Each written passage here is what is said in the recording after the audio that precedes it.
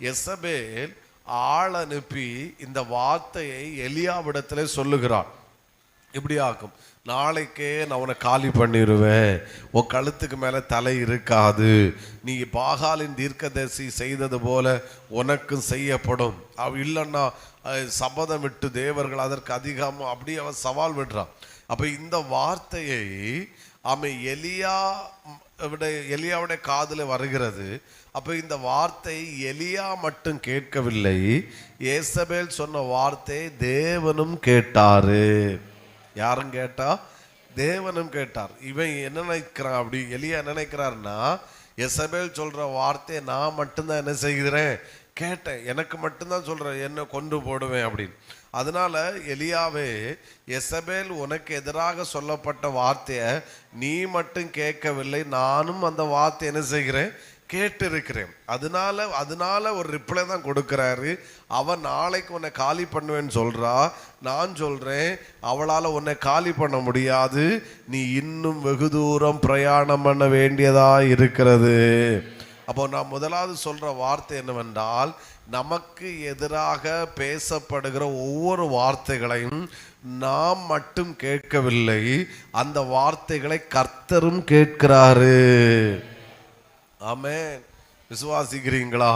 ஸ்தோத்திரம். அப்படி பண்ணிடுவேன், இப்படி பண்ணிடுவேன் சில விமர்சனங்கள் வரலாம், சில எதிரான வார்த்தைகள். உன் குடும்பம் எப்படி முன்னேறுகிறது நான் பார்க்க தான் போகிறேன், சில ஏசபேலை போல சில வார்த்தைகள் வரலாம். கொஞ்சம் கூட இன்னும் யோசேப்புட வாழ்க்கையில கவனித்தால், யோசேப்பு வரும்போது அவங்க அண்ணன்மாருங்க சொல்ற ஒரு வார்த்தை, இவன் சொப்பனம் எப்படி நிறைவேறுவது பார்ப்போம் என்று ஒருவரோடு சொல்லி கொண்டார்கள். நான் இப்படி சொல்றேன், இந்த வார்த்தை ஒருவேளை யோசேப்பு கேட்காவிட்டாலும் இவர்கள் சொன்ன வார்த்தை யாரு கேட்டா?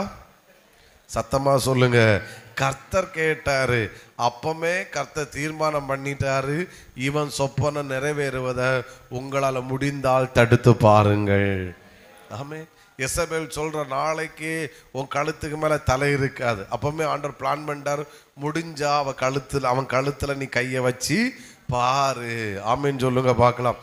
சில நேரம் நாம் சில வார்த்தைகள் எலியாவை கேட்கறது போல நாம் கேட்கும் போது நமக்கு சோர்வும் வேதனையும் கலக்கமும் வருகிறதுக்கு காரணம் என்னன்னா, நம்ம நினைக்கிறோம் நம்ம மட்டும்தான் இந்த வார்த்தை என்ன செஞ்சிருக்கிறோம், கேட்குறோம் அப்படின்னு. ஆனால் கர்த்தர் இந்த ஃபர்ஸ்ட் சண்டே தருகிற வார்த்தை என்னவென்றால், உனக்கு எதிராக என்னென்ன வார்த்தைகள் பேசினார்களோ அது எல்லாம் நீ கேட்டது மட்டும் இல்லை, உனக்கு எதிராக பேசப்படுகிற வார்த்தைகளை நானும் கேட்டிருக்கிறேன்.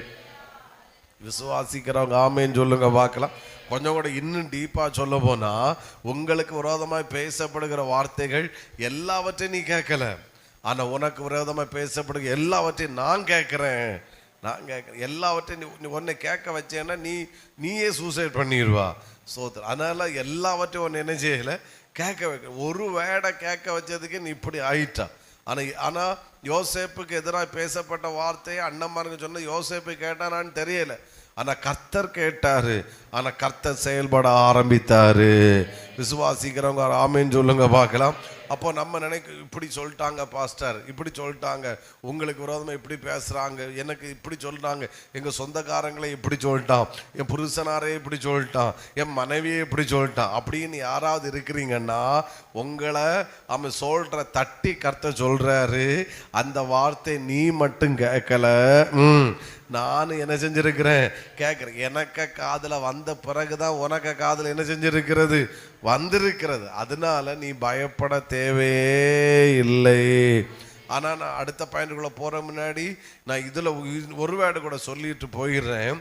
நீங்கள் எலியாவாக வார்த்தை கேட்கிற ஆளாக இருந்தாலும் பரவாயில்லை, எசபேலை போல வார்த்தை சொல்லுகிற ஆளாய் மாறிவிடக்கூடாது. புரிஞ்சவங்க ஆமே. யோசேப்பின் சகோதரர்களை போல சொப்பனம் எப்படி நிறைவேறது பார்க்கலான்னு உங்களுக்கு எதிராக பேசலாம், ஆனால் நீங்கள் சொப்பனம் எப்படி நடக்குன்னு பார்ப்போம் அப்படின்னு பேசுகிற ஆளாய் நம்ம மக்கள் ஒருவரும் இருந்து விடவே கூடாது. நான் இப்படி சொல்லுவேன், நீங்கள் விமர்சிக்கப்பட்டாலும் பரவாயில்ல, விமர்சிக்கிறவர்களாய் மாறிவிடக்கூடாது.